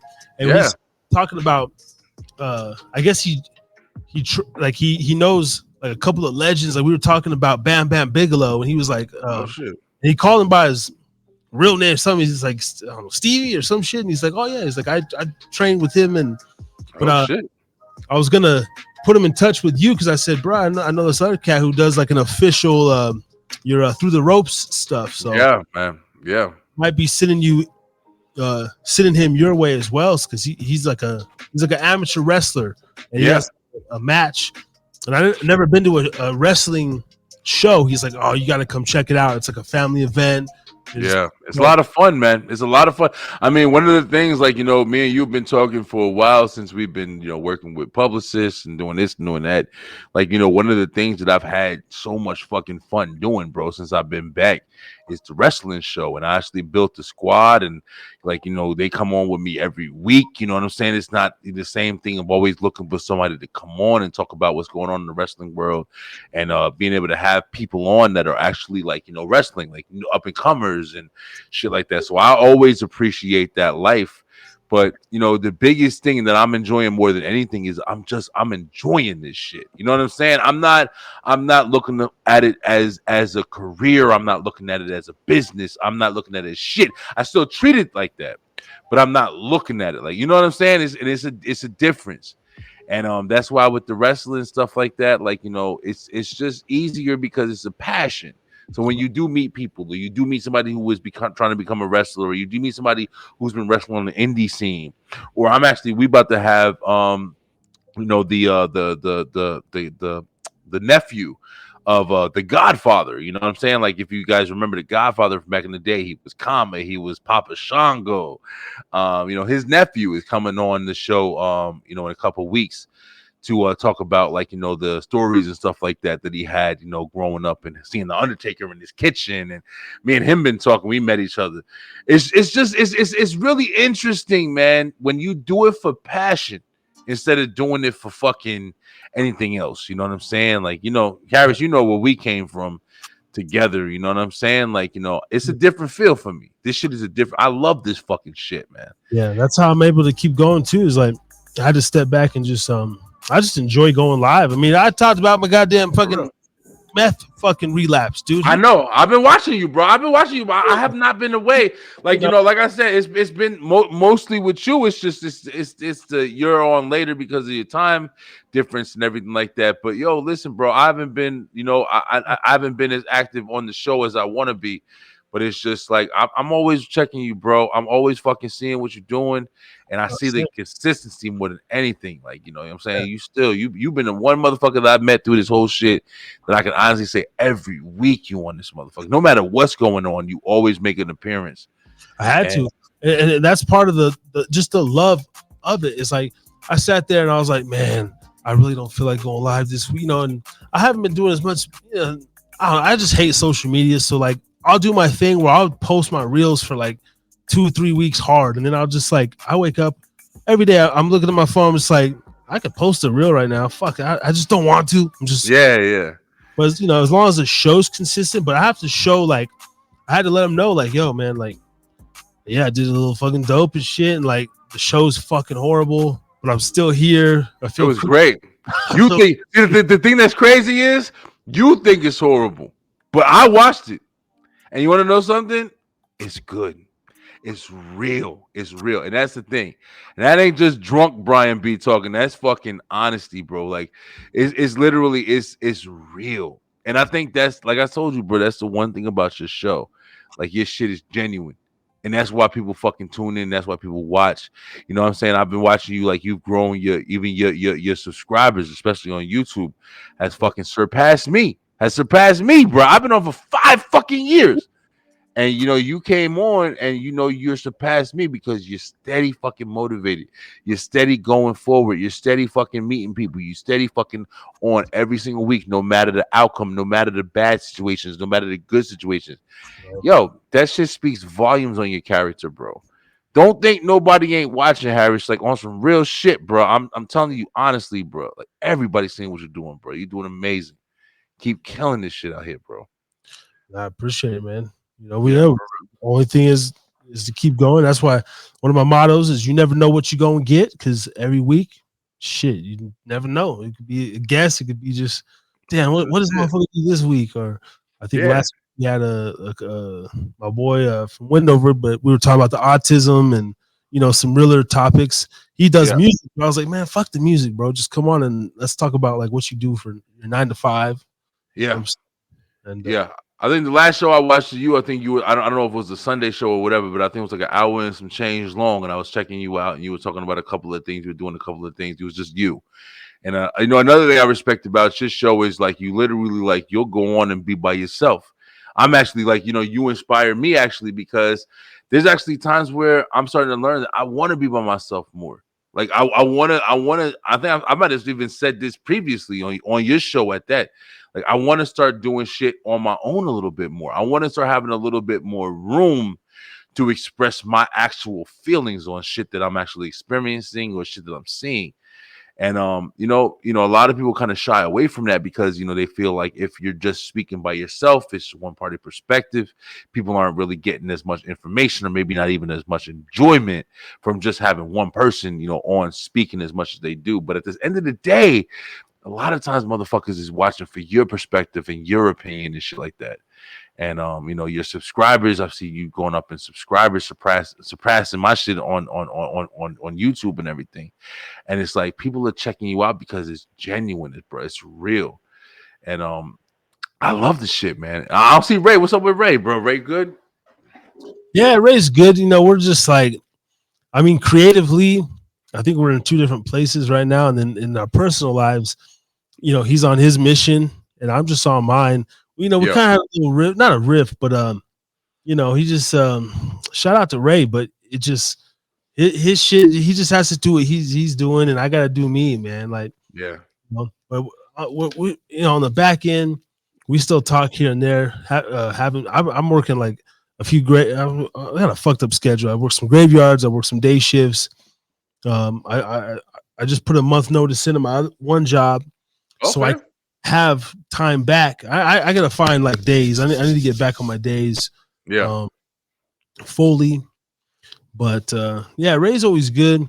But at the same time, I gotta keep it real, man. The other day we had a real conversation, and it's like, I get tired of because he got 100 ideas at once. So he's doing this. He wants to do another podcast with his roommate. Kudos to them. But it's like, you kind of bailed out on what we had going here. Now you want to start, with another podcast, and it's like the consistency with that. And then he's doing his Facebook reels, his Instagram reels. Yeah. But I got my own complete vision of just like what I'm doing. And then at the same time, I still don't know what the fuck I'm doing. All I know is to set up the show and be consistent and press live, go live. And it's like, I have sometimes that's enough. Sometimes that's enough, my nigga. Yo, listen. Yeah, you're doing it, but just that is doing a good job because, like you said, every single fucking week, people come on and whoever's watching, you definitely got a couple dedicated fans out there. You and people see your personality, and whatever happens, motherfuckers is watching that shit, and you don't know how many people you helping get through their fucking day. Get through their day that went through something, and they're like, "Oh, listen, man, let me see how Harris is feeling. Like I had a bad day today. Let me see how Harris went." And then you go on there talking about your struggles and your opportunities and your things that you got going on. Like, man, Harris understands me, bro. Listen, I had to learn that shit too, man, because I literally have went through shit, doing this where I was like, yo, listen, I tell everybody now, like I quit 2 years ago. I said to myself, I told my cousin when I was talking on the phone outside, I said, I've been doing this shit for 4.5 years. I'm done, man. What the fuck am I trying to prove? What am I trying to do?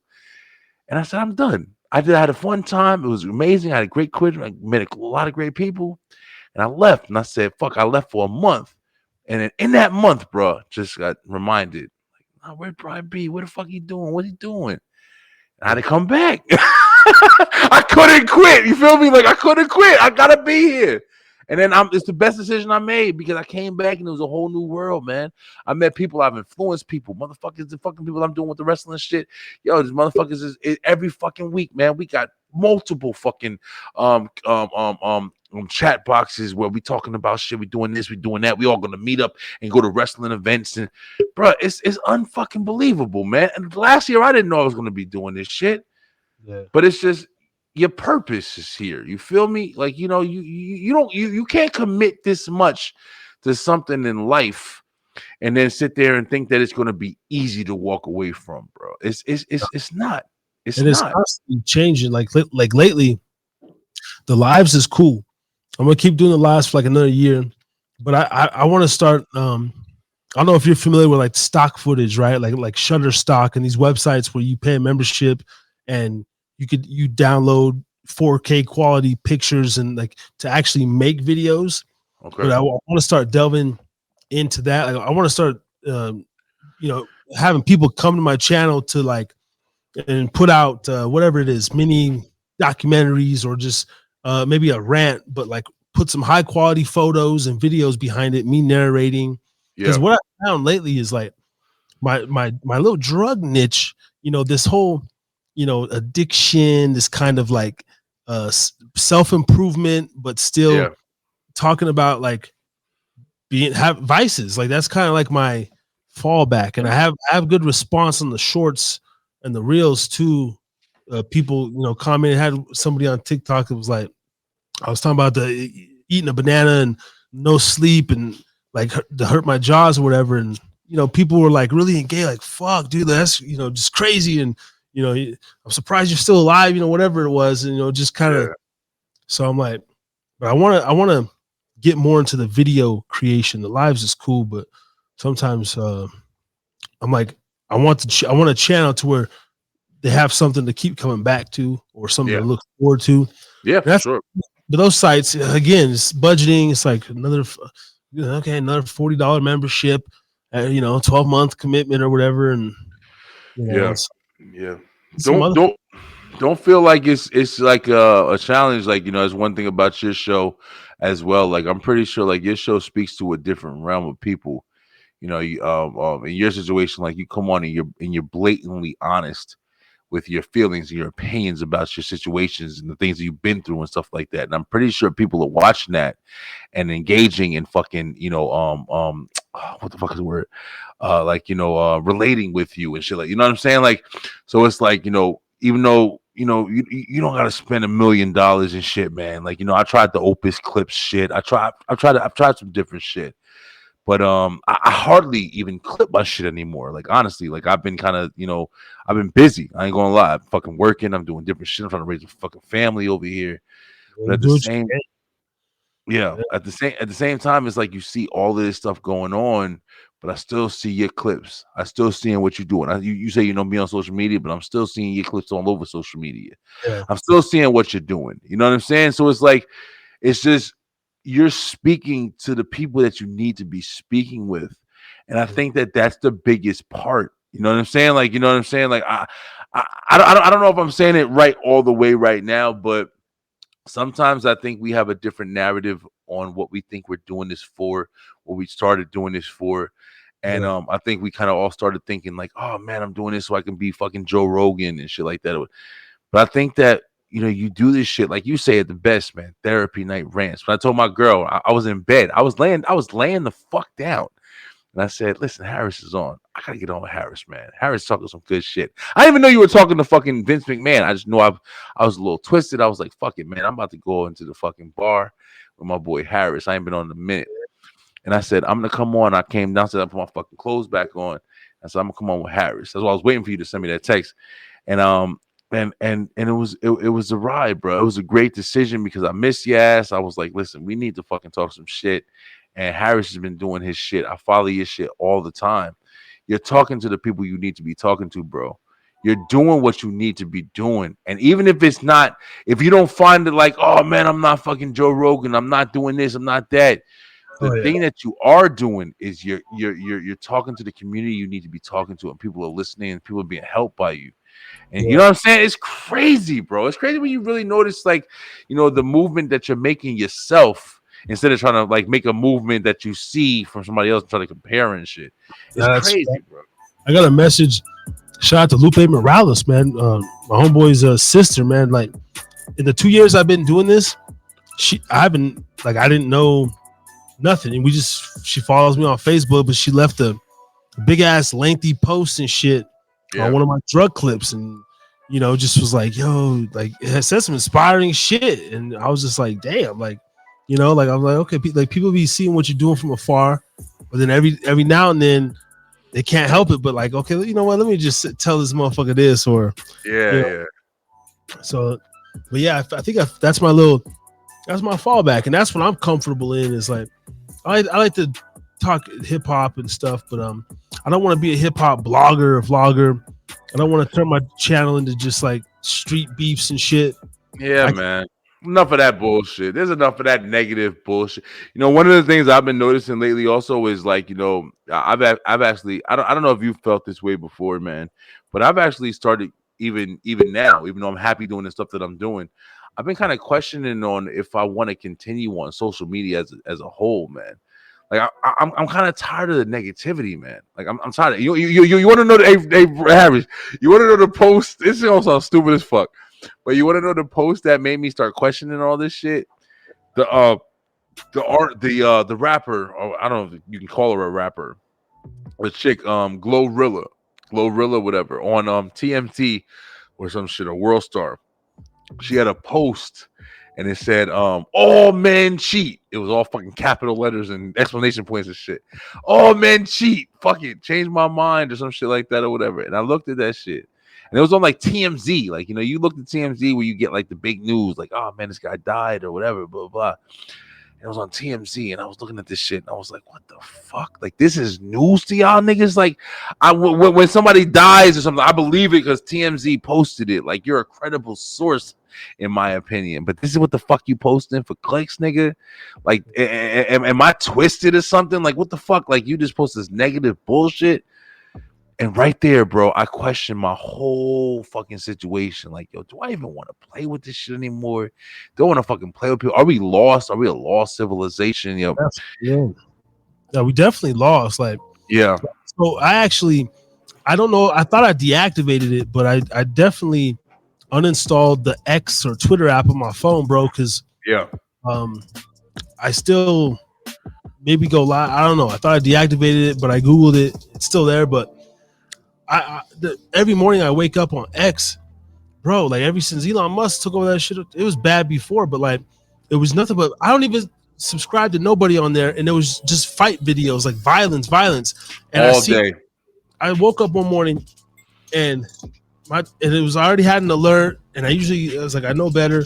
But I was watching it within the first 15 minutes, and it was a dude who was literally holding his girl in the bed, and he was like socking her out. Like you could hear his fists, like, and she hear her like crying, bro. And I don't like that shit. And then the next clip said like it cut, and then it shows the dude laying in the bed, and I guess the caption was the brother got revenge. The brother comes in and puts like fucking 5 shells in him, and it shows the dude like getting shot in his sleep. And right then I said, oh man, this is some bullshit. And great shit. I went to, deactivate my account. But I uninstalled that, man. I had to. I unfollowed a lot of. I don't follow no like BBLs on Instagram no more because I was going in there and every time it's just like, bro, it's just like it was getting me like distracted and shit, like horny. Yeah. Like yes, bitches. So I unfollowed everybody on there. You got to try to keep the algorithm. Is like into what you want, man. The social media sucks, bro. Like. Social media fuck you up, man. It really will. And yeah, like you were saying, I'm glad to hear that you were like kind of reaching the same kind of complexes that I was, because I was struggling with it for a minute. I was struggling to see if I really wanted to keep engaging, because I am at this weird ass fucking point in my life where I'm like, I don't want to hear this bullshit anymore. I don't want to always be fucking placed in this situation like I'm placed in and see all this bullshit and be controlled by the narrative, because that's what it really is. Being controlled by the narrative, thinking that all bitches is this or all this is that and all niggas do this, or you know what I'm saying? Like I didn't want that fucking that information. I've been on the fucking tip where just to show y'all where my mind state is at. I want to bust. I want to bust, my nigga. I want to bust. I want to clear that shit out. I want to make it a fucking mobile home or whatever you want to call it, or however you would call that shit. And I want to put my family in it, yo. I want to travel. I want to be fucking on the road. Fuck bills. Fuck everything. Like, you know what I'm saying? You see those videos and stuff like that with them people doing that shit. I want it. I don't want to play with the bullshit no more, bro. I want to disconnect from this fucking world. I want to raise chickens and goats and shit and eat them motherfuckers. Fuck the grocery stores. Like I'm tired of the fucking establishment. You know what I mean? It's weird, bro. It's fucking weird.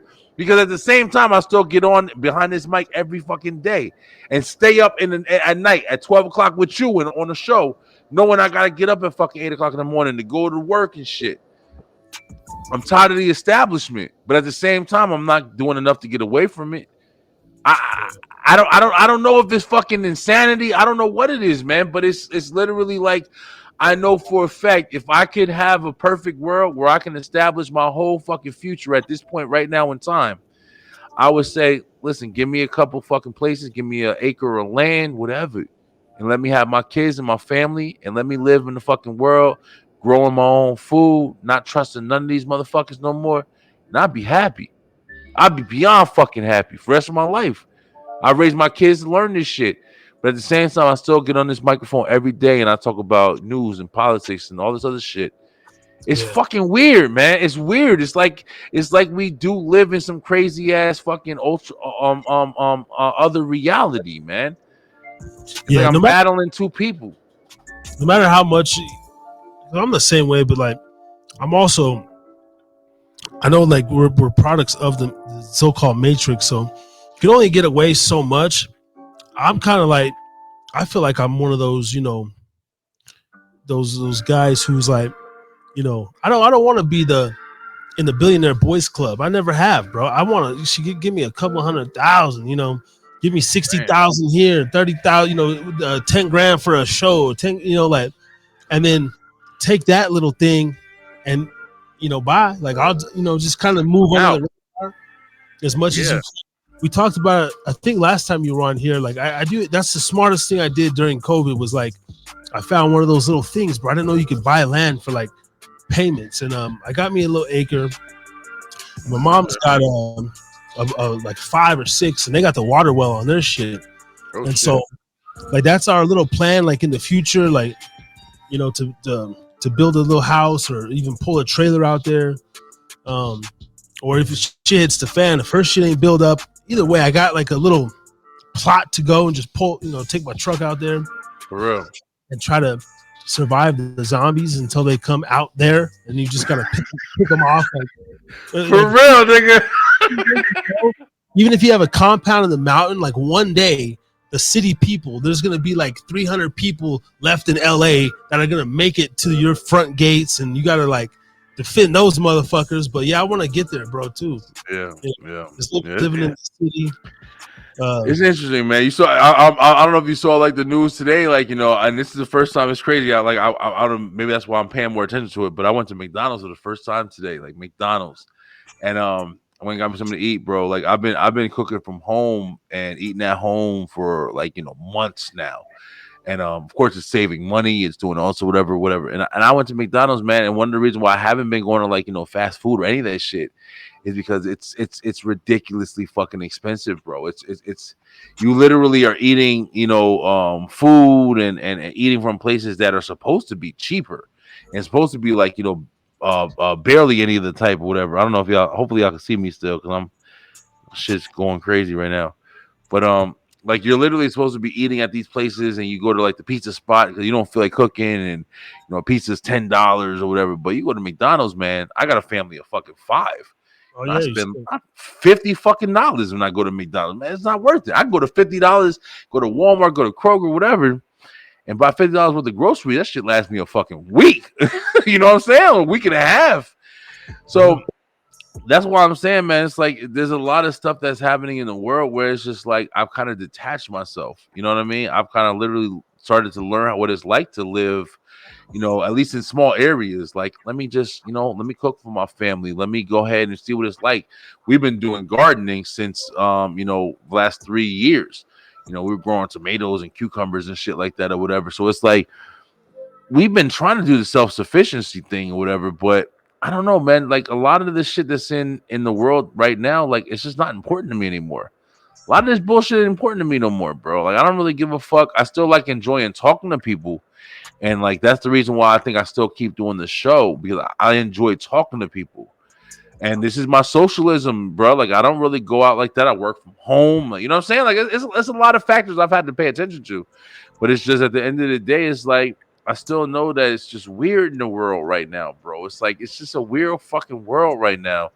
And I don't feel like I'm old enough to be like, you know, getting classified out, but I feel like I'm old enough to kind of understand the balance between, you know, you're too old to be you know, social anymore, or you're too young to be you know, taken seriously, or whatever the fuck you want to call it. I don't know. It's just weird, bro. I enjoy the place where I'm at right now in life. I'm not mad at it. You know, I enjoy the connections that I'm making with the people that I'm making with and stuff like that or whatever, but I don't know, man. There's a different lifestyle we live in now, bro. I never knew I'd be here, though. That's one thing I can definitely say confidently. Yeah, you just take it. Yeah, take it little by little. Make small steps to if you want to get off the grid. You know, so-called get off the grid. Yeah, honestly, that's possible. That ain't even possible. They got the satellite in the sky that can beam down, look through your fucking little tin roof. They can detect a fucking marijuana grow house from like miles away based on the humidity, or you know they could send a drone by when you're sleeping and fucking poison your garden, even if you're out like. And then if you get sick, I mean, hopefully you got a girl who's like a nurse or a doctor, but most of us don't. So we're still gonna have to drive 50 miles into the city to go see Dr. fucking Emerson at the whatever fucking clinic. Yeah. He gonna ask for your damn ID, social still. You still gonna have that bitch, you know? It's like we're fucked, man. You just for real, man. You know? For real. Yeah, listen, man. Up on rubbing alcohol and peroxide and just get the basics. That's what I say. Get the basics and fight through, motherfucker. Like that's the shit. Like, you know what I'm saying? Like I'm at a weird point in life where I'm like, I don't know if I don't know. Like, you know, you see a lot of people, like, you know, people get like, you know, and knock on wood, like, but you know, people get them like cancer and people get shit, man. People get weird shit. You know what I'm saying? Like shit that you never fucking even heard of and shit. I think I'm at the age where it's like, I don't give a fuck. If I got whatever, I got whatever. I don't trust doctors. I don't trust motherfuckers who's gonna tell me and like got my best interest in heart. And I know that sounds shitty, but it's just like at the same time, it's just like, you know, like I've been proven too many times that, you know, the last time I had a health scare, like the going to get it treated was worse than fucking the actual situation. I ain't gonna lie, man. I had some shit growing in my fucking mouth or whatever. I was smoking cigarettes and wilding and shit. And I went to the fucking doctors and shit, and they made me feel fucking horrible, man. And I mean, I'm talking like maybe 3 or 4 doctors. The dude who actually did the surgery and cut the shit out of my mouth and everything, like, you know, it went well. But the panic and the fucking, you know, the high blood pressure and, you know, the stress and shit that I had to deal with, you know, up to that point, you know, it fucked me up. So it's like, I don't know. Am I stressing more because of the fact of knowing that I got to deal with the situation, or am I stressing more because I have a situation? I don't fucking know anymore, man. I ain't no philosopher and shit. I'm just thinking out loud, man. It's like, have you ever thought about it? Like, you know, we're older, man. We're 36, you know, going on 40 and shit. Like, you know, we're in a different world. Like, do you think about shit like this? Like, damn, what the fuck am I gonna do next, man? I don't know, bro. Nah, I always think about that, man. That's my life. Like, that's like my, you know, I don't have that, what you call it, a hypochondriac shit. I mean, a little, but not really. I'm gonna be like old man. I'm gonna be like Clint Eastwood, Gran Torino. I keep saying it, bro. That's a good ass movie. Case of beer on the front porch. Like my son is just gonna come over one day and be like, Daddy. He gonna be grown, but he'll be like, yo, Pops. And I'm just gonna be stiff, just like probably a blunt right there still, my cigar, you know, be like, goddamn, man, you know, just like Pops went out, right, you know, just on the goddamn front porch. But yeah, I'm thinking about my legacy, bro. When I was 20s, 30s, the thought of, you know, my whole thing is like, I can't just work. I'm just gonna be a worker.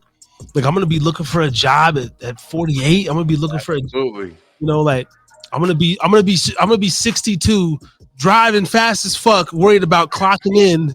So I don't, 62, like, I'm gonna retire in 3 years if there's Social Security, because they're saying there ain't gonna be no Social Security by then. I'm telling you, right? You got nothing to look forward to. Like, I mean, I love bartending, but damn, I mean, I like to own a bar. Yeah. I'll work at my bar that I own, but to be a slave, but at the same time, I didn't take my education serious when I was a young man. Like I could have bettered myself if I had taken heed to what the fuck people were saying and just get a little education. I don't know what the fuck I want to do in life. That's my problem. Other than this right here, I've applied for even some radio broadcasting jobs here locally. Oh shit! Okay.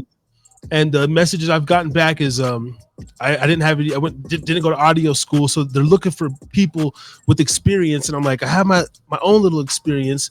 Yeah. But when I think about like a career, bro, like I mean, I've been a fisherman. I've done all the blue collar shit. I worked in North Dakota. I worked in Alaska. Like I forklift, every warehouse. Like I've done every mundane job, fast food, clothing, fucking warehouse, everything. I like bartending, and if I'm gonna be like working for the next 20 years, bro, I'm just gonna be like slanging drinks, dude, talking shit because it's cool. It's like fast money, but it doesn't bring me happiness, Yeah, I feel you. you. Think about my kids. Like right now, it's cool, I make the games and stuff, but can you imagine being like a 55-year-old man and like I'm over here like, oh son, like I can't make your championship basketball game because I have to go into the bar. Like they're like, damn, daddy, like still nigga, like what I mean? Like, bro, you know what I'm saying? Like you ain't got nothing for me, bro. Like you ain't been stacking your ones for like the last 25 years. Yeah. And it's depressing. It's depressing because like you said, man, like I felt that same way recently as well. Like, I recently just started a new fucking business, and I've teeter-tottered on, trying to get into business myself, trying to fucking, get away from working for people all the time, whatever. And it's like the conversations that I had with my son, like, I came down here at 6 o'clock this fucking morning, bro. My son, he's been on this routine, and I'm glad he's sticking to it, but he comes downstairs in our gym, and he fucking, he runs on the treadmill, he lifts weights. He had like an issue with like a bully for the first time and shit like that, or this bully fucking pushed him down.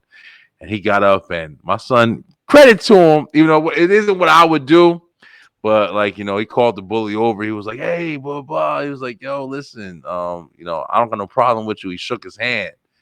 And I heard that shit, and I was pissed. I was like, you should have broke that motherfucking jaw and shit. But that's me, you feel me? My son, he ain't like me. He ain't a fighter like, I was. I was wild when I was a kid. But he shook his hand. And, the bully shook his hand and went the fuck off. And I scared the shit out the bully. I was like, I'm fucking follow you home, motherfucker. But never had an issue again. But ever since that situation, my son, he comes downstairs every day, comes in the garage, and he goes on the treadmill. He goes and hits the fucking heavy bag over here. And he's trying to build himself up and shit. And I respect that shit. But I was having a conversation with him this morning, 6 o'clock in the morning. And I was telling him something, and I forgot what I said, but I was like, yeah, daddy's about to do this. I'm about to get that. And I'm about to get some money, and we about to go do this. And when I was saying it, I was like, damn, I thought back on all the times I said that same fucking thing, yo, we about to go do this. We about to do this. We about to go on vacation here and do this or whatever. And I thought about it like, damn, man, it's like the fucking 4th time I'm telling him this shit. You know what I'm saying? Like, meaning it. But it's like, yeah, but I got this job. This piece of shit job is going to be the one that takes me and to do with all my promises. You know what I'm saying? I still take care of my kid. I give him everything that I can. But like you said, bro, we're just at the fucking hands of a corporation.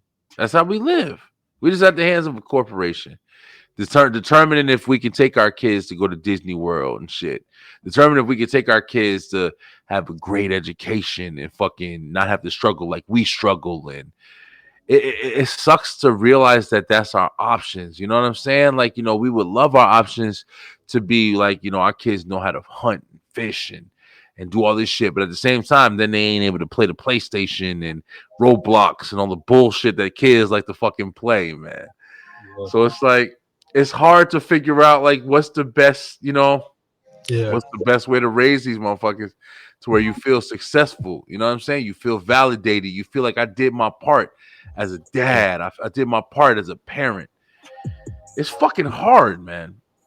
I'm at the age. My son, like even before I start every Thursday show, he's like, he loves what I do. Like he thinks it's cool shit. You know, he always be asking me like, how many subscribers you got now? I'm like, still. And he's like, oh, that's good. You know, and I'm trying to tell him like, man, all that YouTube royalty family shit you watch. I said, that ain't getting there, bro. Half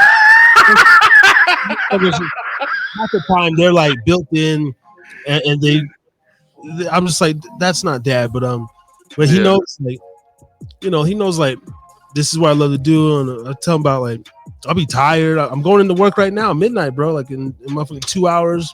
Oh shit, okay. You know, I'll be there till 8, and so, but even when I started my show, I had to get up at 4 a.m. to be at my job at 7. So the whole 2 years I've been lacking, you know, sacrificing whatever to do this. Yeah. But he's excited. He'll like dap me up, like, have a good show, Dad, and like he'll like remind me, or he'll ask me like, oh, what are you talking about this week? And so that makes me feel good. But like overall, bro, I've been trying to. I want to speak more, so I've been like trying to. I applied for a couple of radio jobs. They just want, you know, I didn't qualify or whatever. I don't know. I'm gonna even get in like all janitor or some shit, bro. Like seriously, I'll start in the mail room. Like I want to even be like a high school football game announcer, right? Like something, you know, like, you know, down the 20-yard line. You know, not necessarily a sports commentator, play-by-play. I feel you. Yeah, I feel you. I want to fucking like announce shit, bro. I'm like, I want to utilize my voice to get fucking paid. God damn it. Like there's me too. Same shit. Yeah. I'm kind of like, that's kind of my thing right now. I'm just trying to figure out, and if I've even been thinking about, hey, if I got to take another $15,000 loan and go back to audio engineering school, I might, man, because there's a job here at the casino, Peppermill. They're hiring right now for an audio technician. Shit's paying like starting like 60 grand a year, and it's just somebody to operate the, you know, the lights, the boards for the shows and stuff that they do. And so I kind of slept on that years ago. But yeah, I'm gonna try to follow that, you know, more as I get into whether it's school or specifically, or just like, yo, you need an announcer or some shit. Yeah, I'm gonna talk to this wrestler dude and be like, who's the ring guy? Like, I want to, you know.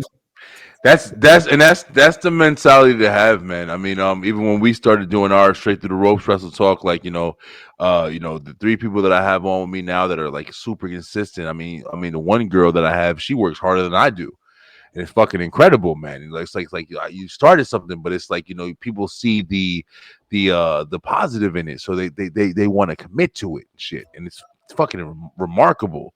But like you're saying, like, you know, you know what the first thing that you have going for you is, you know what you want to do. And I think that's going to be your success, bro. Like, you know, you're committed. You're obviously committed to what you do. You're engaged with what you do. And I'm definitely about to be dipping off of this motherfucker tonight, bro. But listen, I just want to say this shit, Harris. Like, you know, like I said, bro, like, you know, every now and then you gonna see Brian B jumping in this motherfucker and talking with you, and I just want to tell you, I always fucking watch you, bro. I'm always checking you out. I'm always seeing what you're doing, and I respect the shit out of you, bro. And I'm glad that you're doing well, man. You know, I'm glad that you sharing your struggles as well as your fucking your positive shit that you're doing as well. And I think that you're doing a phenomenal job, brother. You know, we all in this shit. Everybody has struggles. Everybody has stuff that they want to do, and I'm glad that people can listen to your show and feel relief and feel release, and everything that they get from your show. You gonna keep killing this shit, but yeah, we gonna keep going, man. We gonna keep going. I know that I've been, like I said, I've been twisted a little bit tonight, but it's been fucking an honor to come on here in the Harris Drinking Show and really meet back up with you and hear some good ass fucking vibes, and, you know, feel good about what I'm doing recently, and you know, just get remotivated, man. You remotivated. Your show always fucking remotivates me. It always puts me back in a perspective. Like, I'm doing this shit for a reason. You know what I'm saying? It's passion behind this shit. So I wish you the best, my brother. It's much love, man. And yo, Brian B, the Beeline ENT is always a place, man. If you ever feel bad, come on and talk to a nigga, man. Let's continue to build, let's continue to grow, and keep killing this shit in this industry, bro. You're doing a great job. Yeah, man, I appreciate it, man. You as well. Everybody go check out Beeline Entertainment LLC on YouTube and all of the other platforms. Follow them on TikTok as well. So the motherfuckers start going live and shit. For real. Yeah, man. Well, you have a good night. Get some rest. I'm going to, I'm going to get ready to go into work. And my job's chill. I be drinking, smoking. Like, I got plenty of time to take notes and you know what I mean? I'm going to post probably some more clips tonight and just, you know. Dope. Keep killing it, bro. Harris, be good, brother. Have a great night at work. Hey, Harris is Drinking Pub. Listen, I love you guys, man. Hope you guys doing amazing things. Keep killing it, man. Somebody watching. Trust me, somebody fucking watching. All right, y'all. Have a great night, all right? All right, that was Brian Beeline, y'all.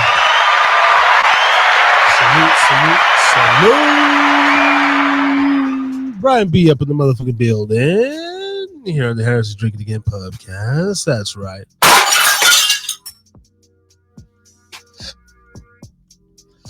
Harry's Drinking Again Pubcast. Yes. This has been episode 107, baby. 107 weeks in a row. Not missing a beat. Do you feel me? Doing whatever we can. You never know what you're going to get. Shout out to my brother, Truck. It's fucking weird because we have a homeboy named Trucker. And my brother Trey, man. Goddamn, his name's Trey. All right. When he tries to be cute, he be like, it's Trevon. It's Trevon. Nigga named Trey, all right? My half brother and shit. We did not grow up together, but we came in cahoots later in life. And you know what I'm saying? As adults, man, we just roll with each other. I haven't seen his ass for fucking 7-8 years, but I love him no matter what, man.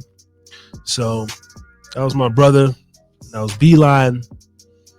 And I think this was a good one. I'm glad those brothers came on. We broke down the Vince McMahon. Hey, Super Bowl 58, Sunday in Las Vegas. Epic. I even thought about driving down there, making a little last-minute trip like today, tomorrow, and Saturday. Probably ain't going to happen. I'll be up here in the north, 775, holding it down. But shout out to Vegas, man, the city I was born in. The battle-born state, 775 to the 702. If you are out there, be safe. Keep your head in a swivel because it's just a lot of people in one place, and it's the perfect time to for some bullshit to happen. But you got the top. It's probably going to be one of the most secure places in the world. That fucking building in that day. I mean. The amount of security and Secret Service they got in that bitch. But everybody enjoy yourself with them high prices, $18 pretzels and whatnot, $12 hot dogs. But it's gonna be great. Maybe I might go live Sunday night, might not.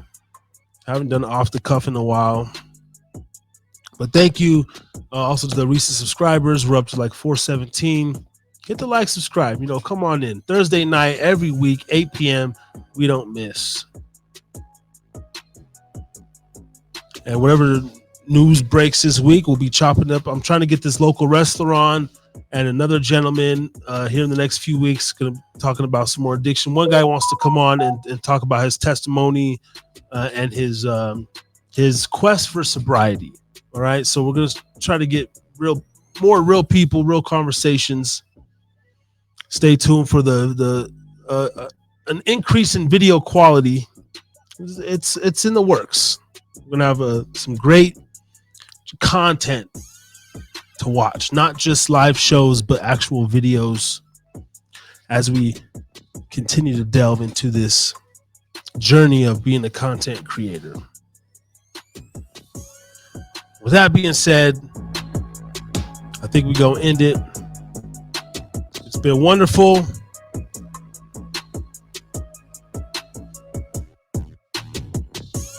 I did shave the curls. We went back to the fade today and whatever. And that's how cheap I am, man. There's a spot over here, $12 haircut. So if it look a little crazy, it's a $12 haircut. Okay, $3 tip. What do you want? What do you want from me? God damn it! I'm done. I'm done paying the $50 barbershop, cut, and they still want a tip. I can't do it. Peace and love. 1-800-662-HELP is the National Drug Addiction Hotline. If you, a family member, or anybody is struggling, suffering with drugs, give that number a call. 1-800-662-4357. 24 hours a day. They'll talk you out of a come down, whatever, a bad trip. They'll give you some help. It's just one of the resources that we do have in this great country. All right? And I'm a registered Republican now, and I will be voting this year, goddammit. That's just also some random shit as we try to take back this great nation. All right? Peace and love. We out this bitch. See y'all next week, 8 p.m. for TNR Therapy Night Rants 108. Peace and love. Peace and love. Ciao. Harry's drinking again.